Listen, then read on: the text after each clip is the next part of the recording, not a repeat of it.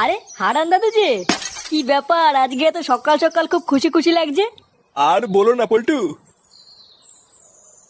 গ্রামে না একটা নতুন হোমো এসছে। আমাকে একটু আগে রাস্তায় ডেকে বললো 10 টাকা দাও, হ্যান্ডেল মেরে দেবো। সেই যে কি মজা গো পল্টু, আর কি বলবো। সকাল সকাল মনটা পুরো ভালো হয়ে গেল। কি বললা? 10 টাকা দিয়ে হ্যান্ডেল মেরে দিল? তা নয় তো আর কি বলছি গো ফুটো। তোমরা কিন্তু আবার এইসব কথা কাউকে বলো না, ঠিক আছে? এই না না দাদু, আমরা কাউকে বলবো না। লেওরা তুমি কাউকে বলো না। আচ্ছা আচ্ছা, ঠিক আছে ঠিক আছে।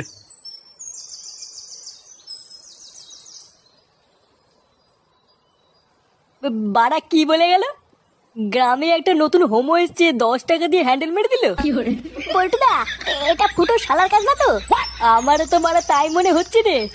ভাগ্যিস হারান দাদু জানে না ওটা ফুটো শালা, না হলে তো গ্রামে ফুটো সম্মানী টাকনি পড়ে যেত রে। বাড়া, চুদির ভাই তলে তলে এই ব্যবসা করছে। ফুটো, তুই কোনো চিন্তা করিস না, তোর শালাকে এই গ্রামে কেউ চেনে না, কোনো সমস্যা হবে না। হ্যাঁ, তুই কোনো চিন্তা করিস না। চল মদনের দোকান থেকে চা খেয়ে আসি।